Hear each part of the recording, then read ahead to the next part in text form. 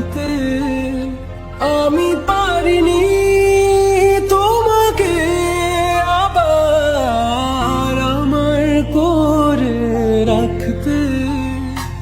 তুমি বুঝনি, আমি বলিনি, তুমি স্বপ্নতে কেন আসনি? আমার অভিমান তোমাকে নিয়ে সব গেছি।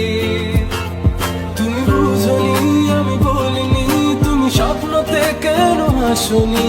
আমার অভিমান তোমাকে